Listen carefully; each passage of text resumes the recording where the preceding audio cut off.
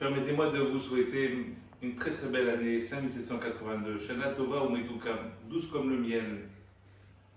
Que l'Éternel fasse que cette nouvelle année qui se profile à l'horizon commence avec toutes ces bénédictions. À vous tous, vos familles, une bonne santé, prospérité. Et Bessorot Tovot et que des bonnes nouvelles. Nous avons lu ce Shabbat dans la paracha de Nitzavim, un verset tout à fait exceptionnel.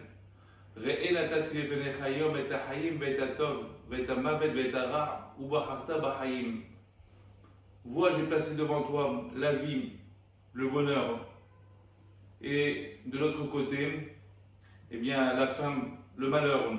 Et dans une sorte de conseil, l'Éternel nous dit choisis la vie.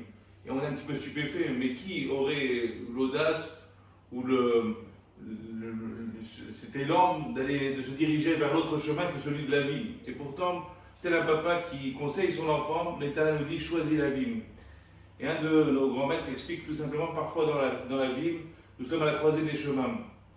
On peut se laisser au désespoir, se laisser aller au désespoir, on peut baisser les bras, on peut voir tout noir, on peut être pessimiste. Et d'un autre côté, on a cette possibilité de positiver, d'optimiser, d'aller de l'avant, de se grandir. Et incontestablement, c'est là le sens du verset. Lorsque tu es dans cette croisée de chemin, tu as ce carrefour où Baharta Bahayim, et le courage de choisir la vie positive, sois optimiste. Et j'ai envie de dire quelque part, c'est le message que je voudrais véhiculer. Effectivement, nous avons connu des moments difficiles, crise sanitaire, des difficultés dans toutes les familles, des moments, vraiment des grandes épreuves, l'année écoulée ou ces deux dernières années. Mais incontestablement, on ne peut pas se laisser abattre, baisser les bras, mais il est dans notre devoir de positiver, d'aller de l'avant, de se dire que nous avons des ressources, des forces tout à fait, des capacités exceptionnelles au fond de tout un chacun. Chaque fidèle, chaque membre de la communauté a sa richesse, a sa personnalité, a sa force, et elle doit concourir véritablement à la réussite de la destinée de toute la communauté. C'est pour ça qu'en cette veille de Rosh Hashanah, permettez-moi de vous dire toute mon admiration pour l'ensemble des fidèles. Chacun, comme on dit dans le jargon rabbinique, les fikevodo, le fimalato, chacun a sa place et à son niveau. De quelle manière vous avez été exemplaire dans le respect des règles, la discipline, la rigueur. Nous sommes un modèle dans le paysage lyonnais, voire dans le paysage français, de rigueur et de discipline. Et cette rigueur et cette discipline nous a permis non seulement de maintenir nos offices, de maintenir nos activités, mais surtout, peut-être, et c'est là le plus important, de donner un élan, une impulsion à tout un chacun. Faire comprendre que finalement, la communauté ne s'est jamais arrêtée, mais elle est toujours là, toujours à l'écoute de tout un chacun pour permettre effectivement de répondre aux besoins de chaque fidèle et d'apporter ce réconfort matériel, ce réconfort spirituel, cette présence de tous les instants. Eh bien, combien cette fête de Rosh Hashanah, pour nous, est un moment tout à fait exceptionnel. Et je pèse mes mots exceptionnels parce que on nous a martelé, on nous dit c'est le jour du jugement, c'est le jour de l'anxiété. Qu'est-ce qu'il va advenir de notre destinée individuelle et collective? Il y a une crainte, il y a une frayeur qui s'installe. Mais incontestablement, pour contrebalancer cette crainte du jugement, eh bien combien nos rabbins ont mis l'accent sur l'importance de fêter Rosh Hashanah, de se réjouir en ce jour de Rosh Hashanah. On vient dans la dignité à la synagogue, bien habillés, bien apprêtés. Nos épouses ont concocté des mets tout à fait merveilleux et succulents en ce jour de Rosh Hashanah. On festoie. Il y a une sorte de contradiction. D'un côté, la crainte du jugement, de l'autre côté, cette simcha, cette joie qui est nécessaire. Le temps de l'affliction, le temps de la teshuva, du repentir, le temps de la confession de nos péchés viendra un peu plus tard, lors des Aseret Yemei Teshuva, des 10 jours de pénitence, et lors du Kippour jusqu'à la Neila. Mais incontestablement, en ce jour de Rosh Hashanah, on est sur les starting blocks. Dieu veut nous donner une impulsion, un élan pour que nous puissions amorcer cette année avec force, avec courage, avec envie, avec positivité. Et c'est en cela que cette fête de Rosh Hashanah, c'est une sorte de test. De quoi sommes-nous capables? Qu'est-ce que nous pouvons faire pour Akadosh Baruch Hu? Qu'est-ce que nous pouvons faire pour couronner le Créateur, celui qui nous a prodigué absolument tout ce que nous avons dans notre existence?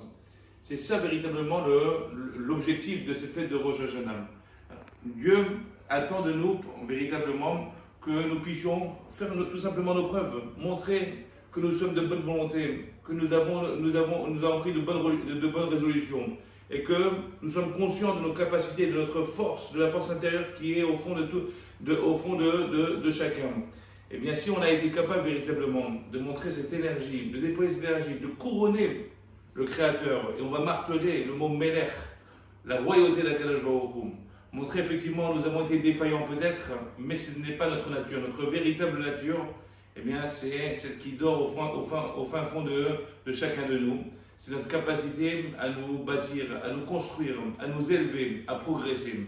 Si nous avons montré véritablement ces bonnes résolutions, alors le starting block a bien fonctionné, l'élan est plus que positif et nous serons en mesure effectivement, comme dit le verset, d'aller d'avant, mais Hayil el Hayil, d'échelon en échelon, de gravir chacun des jours de ces 10 jours de pénitence et de nous présenter le jour de Yom Kippour avec force, avec conviction et surtout avec la volonté véritablement de changer. Je voudrais vous dire tout simplement combien nous avons besoin de tous les fidèles de notre communauté, combien on attend que chacun revienne paisiblement à la communauté pour participer au destin de la communauté. Je voudrais dire et remercier infiniment l'ensemble des fidèles, chacun à sa place, chacun dans tout ce qu'il a pu apporter, par sa générosité, par sa présence, par simplement ces paroles. Vous dire ta voix, Alechem Bracha, soyez bénis pour cette positivité.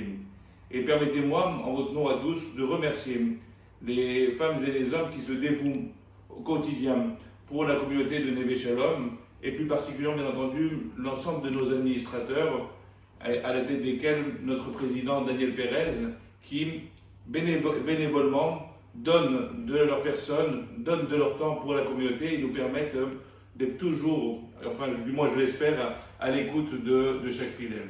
Alors voilà le message tout simplement que je voulais vous transmettre en ce jour, en cette veille de Rosh Hashanah. D'une part, ce grand merci à vous tous. D'autre part, cette positivité, cet optimisme qui doit s'installer sur les lèvres de chaque fidèle. Laissons derrière nous les aigreurs, la noirceur des jours écoulés. Positivons, soyons optimistes, des bonnes résolutions au jour de Rosh Hashanah, une impulsion extraordinaire pour faire en sorte que notre communauté se bâtisse, se construise, progresse, aille de l'avant et que nous puissions, merci Hachem, assister à l'avènement de la délivrance suprême. Qu'Akadosh Baruch Hu vous inscrive tous dans le livre de la vie, de la santé, de la prospérité, vous, vos familles, plein de bénédictions et beaucoup de bonnes choses.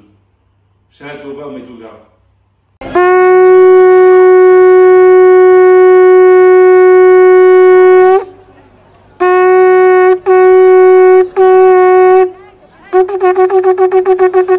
Thank you.